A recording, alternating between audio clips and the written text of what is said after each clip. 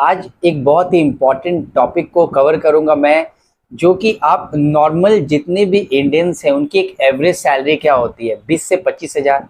अब उनको क्या लगता है कि 20 हज़ार रुपया कमाता हूं तो मैं स्टॉक मार्केट या इन्वेस्टमेंट नहीं कर सकता हूं।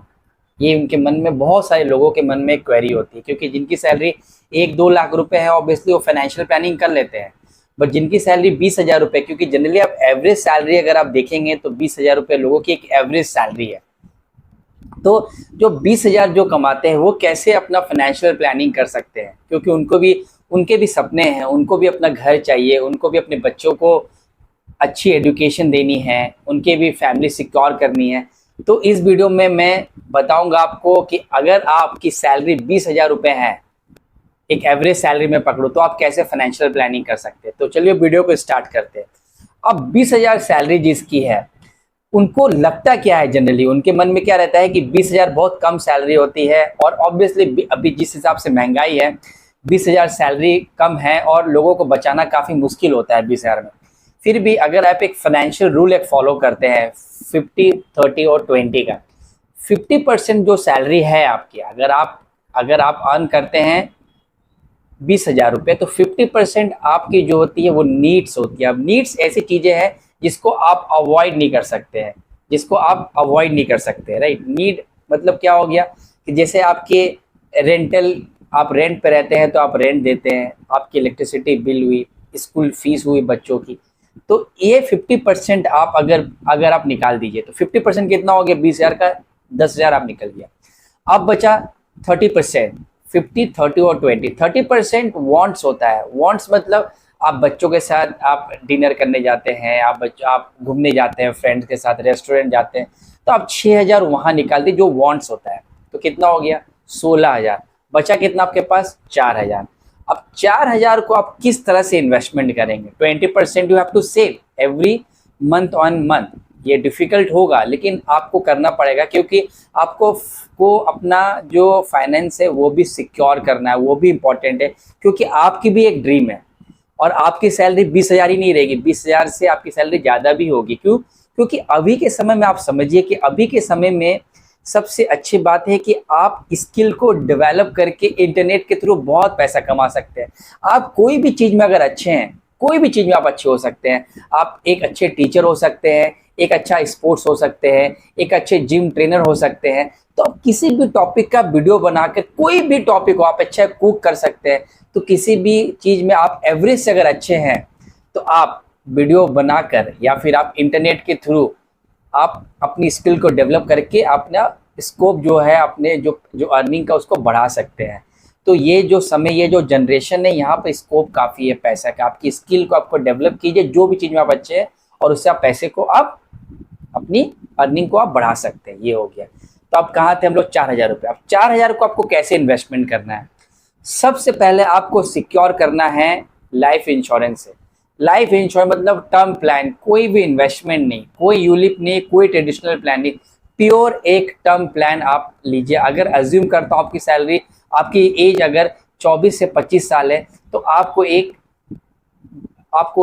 हज़ार पर मंथ, 500 रुपया पर मंथ में आपको एक अच्छा टर्म प्लान एक मिल जाएगा। ये तो हो गया, आपने फाइनेंशियली सिक्योर कर लिया। बट आपके मन में क्वेश्चन होगा क्या कि 1 हज़ार में देता जा रहा हूँ, बट इससे अच्छा है कि मैं एसआईपी कर लूँ। बट प्रॉब्लम क्या है कि एसआईपी आपने अगर 2 साल किया, आपने 1 हज़ार किया, 24 हज़ार रुपये हो गए, और 2 साल के बाद खुदा ना खास्ता अगर कोई इशू हो जाती है आपको, अगर आप फैमिली के आप एक अर्नर हैं, तो प्रॉब्लम हो सकती है। तो अनसर्टेनिटी को कवर करने के लिए, अपने फैमिली को सिक्योर करने के लिए, अपनी कोई एक कंटिजेंसी, कोई इवेंट्स के लिए, कोई ऐसी इमरजेंसी के लिए आप लाइफ इंश्योरेंस जरूर लें। ये हो गया, आप 1 हज़ार कर लीजिए। अब बचा क्या, अब बचा आप अपना फिर मेडिक्लेम कीजिए। बहुत इंपॉर्टेंट है मेडिक्लेम करना। जिस हिसाब से एक्सपेंसेस बढ़ रही है मेडिकल्स की, मेडिक्लेम बहुत इंपॉर्टेंट है। और मेडिक्लेम तब लीजिए जब आप फिट एंड फाइन है। आप याद रखिए, अगर आपको कुछ प्रॉब्लम हुआ और आप हॉस्पिटल में हैं, उस समय आप रिग्रेट करेंगे। आप अपनी प्रॉपर्टी सेल करते हैं, अपनी गाड़ी सेल करते हैं, कुछ भी सेल करते हैं, तो प्लीज़ आप मेडिक्लेम जरूर लीजिए। मेरी आपसे एक रिक्वेस्ट है, मेडिक्लेम बहुत इंपॉर्टेंट है। जिस हिसाब से डिजीजेज हो रही है, कभी ना कुछ होता रहता है, तो मेडिक्लेम एक बहुत इंपॉर्टेंट है, मेडिक्लेम जरूर लीजिए। फिर आप आइए अपने रिटायरमेंट पे, आपके पास 2000 बचे, अब आप नेशनल पेंशन स्कीम कीजिए, आप एनपीएस कीजिए। नेशनल पेंशन स्कीम बहुत ही अच्छा एक स्कीम होता है, जहां पर आपको ऑब्वियसली अगर आप एक टैक्स फ्री इनकम है तो एनपीएस कीजिए, और बचे आपके पास 1000। अब 1000 में आप एसआईपी कीजिए।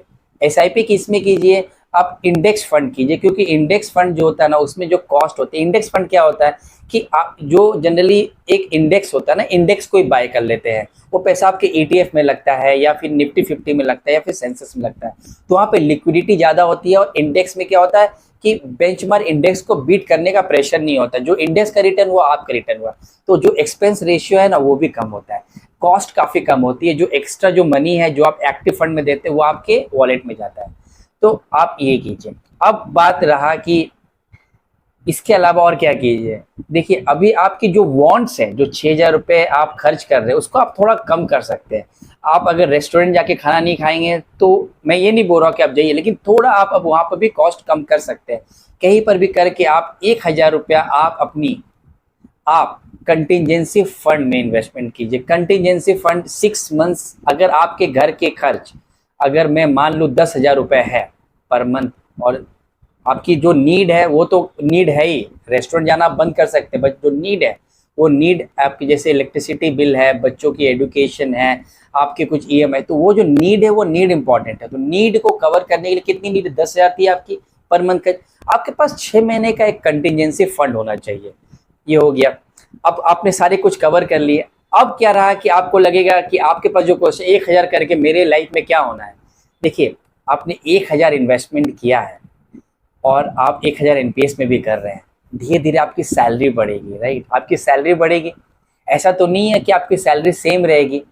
15% से अगर आपकी सैलरी बढ़ती है तो आपको लगा रहे 15% से मैं सोई एसआईपी बुक थोड़ी ना ग्रो कर पाऊंगा, क्योंकि मेरी सैलरी थी 15% से नहीं बढ़ती, चलो मैं मान लिया नहीं बढ़ती है, 10% तो सैलरी बढ़ेगी। आप कुछ स्किल भी तो डेवलप करेंगे, क्योंकि एक्स्ट्रा अगर आपको कुछ अर्न करना है, लाइफ को अगर बेहतरीन बनाना है, तो आपको एक्स्ट्रा थोड़ा मेहनत भी करनी पड़ेगी, तो स्किल भी आप डेवलप करोगे। तो अगर आपने 15% से अपना एसआईपी बुक भी ग्रो किया ना, अब कैसे हो सकता है कि मान आप बोलेंगे इन्फ्लेशन भी तो बढ़ेगा। अगर इन्फ्लेशन में मान लो कि 5% से 6% इन्फ्लेशन भी बढ़ता है, तो जो आपका 16,000 का खर्च था, 16,000 में आपको मैं अगर आपका कितना हो गया, अगर आपकी 10% भी सैलरी बढ़ती है तो कितना हो गया? 20,000 का 10%, 1200 रुपये सैलरी बढ़ी। अब जो नीड एंड वांट में आप कितना खर्च कर रहे थे? नीड में आप खर्च कर रहे थे कितना? 10,000। वांट्स में खर्च करना कितना कर रहे थे? 6,000, 16,000। तो 16,000 में आप 800 रुपया, इन्फ्लेशन के हिसाब से 5 से 6% इन्फ्लेशन में 800 रुपये बढ़ी, 400 रुपया, 1200 रुपये इंक्रीमेंट हुई, 800 रुपये तो आपकी नीड और वांट्स में चल जाएगी, क्योंकि इन्फ्लेशन वहां पर भी बढ़ेगा। 400 रुपये तो बचे आपके पास, 400 रुपये एक्स्ट्रा जो बचे, आप उससे आप डायरेक्ट आप एसआईपी बुक बढ़ाइए अपना। इस तरह से करेंगे तो आप देखेंगे कि 15 से 20 सालों में अगर आप 15% से एसआईपी बुक ग्रो करते हैं तो आप कम से कम 1 करोड़ रुपया कमा लेते हैं, कम से कम। अब ये रहा कि मैं 20 साल का, आज 25 साल का हूँ, 20 साल मतलब 45 ईयर्स में मैं 1 करोड़ कमा के करूंगा क्या? देखिए आपके पास 2 ऑप्शन है, या तो आप 25 साल में भी जीरो रहिए, या फिर आप 45 साल में 1 करोड़ रुपया कमा लीजिए। तो आप कौन सा ऑप्शन चुनेंगे? आप ऑप्शन 2 चुनेंगे कि चलो अभी तो मेरे पास कुछ भी नहीं है, बट 45 ईयर्स में 1 करोड़ होंगे। और ये भी जानिए कि अभी आप स्टार्ट कर रहे हैं 4,000 रुपए से, बट उस समय आप स्टार्ट करोगे 1 करोड़ से। आपके पास जो इन्वेस्टेड जो कैपिटल होगा वो 1 करोड़ होगा। अब आपके पास फिर एक क्वेश्चन होगा, क्या? क्योंकि उस समय 1 करोड़ की वैल्यू क्या होगी? देखिए अगर आज का इन्फ्लेशन भी आप लेंगे ना, क्योंकि इंडिया में इन्फ्लेशन जल्दी एक मॉडरेट 5 to 6% का इन्फ्लेशन होता है, तो उस समय भी उसकी वैल्यू 40 से 45 लाख रुपया होगी, तो ये भी कम नहीं होता है। तो उस समय जो इन्वेस्टेड अमाउंट रहेगा 1 करोड़ रहेंगे आपको। और अगर आपने 45 ईयर्स में 1 करोड़ रुपया कोई अच्छे फंड में भी डाले ना, 15% का भी आपके पास रिटर्न आया ना, तो आप 5 साल में 2 करोड़ होता है, तो 50 साल में आपके पास 2 करोड़ रुपए रहेंगे। और इसी तरह से आपने अपनी स्किल को डेवलप किया और अच्छे से इन्वेस्टमेंट किया, आपने डाइवर्सिफिकेशन किया, तो आप देखेंगे कि 2 करोड़ 4 करोड़ भी होता है। तो 55 ईयर्स में आपके पास 4 से 5 करोड़ रुपये भी हो सकते हैं। तो ऑब्वियसली इससे आप फाइनेंशियल प्लानिंग को समझिए। वीडियो लंबी हो रही है, आप स्किप कर देंगे, मुझे पता है स्किप कर देंगे, आप नहीं देखना चाहेंगे, क्योंकि जनरली क्या होता है ना कि लोग अच्छी वीडियो को अवॉइड करते हैं। ये मुझे समझ में नहीं आता। ये वीडियो आपके लिए ही है, आपके फाइनेंशियल प्लानिंग के लिए ही है। अगर आप 10 मिनट अगर अपने वीडियो में नहीं दे सकते हैं, क्योंकि ये जो वीडियो है आपके बच्चे से एडुकेशन, आपके फाइनेंशियल, आपके पूरी फैमिली का फाइनेंशियल से रिलेटेड वीडियो है, आप समझिए। तो इसमें थोड़ा आपको टाइम देना पड़ेगा, आपको समझना पड़ेगा जो मैं आपको बता रहा हूँ, अपॉर्चुनिटी को समझिए। तो ये हो गया। ऐसे करके आप एक अच्छा, आप अगर एवरेज सैलरी भी कमाते हैं ना 20,000 रुपये, तो आप एक फाइनेंशियल प्लानिंग अच्छी तरह से कर सकते हैं। लॉन्ग टर्म जाइए।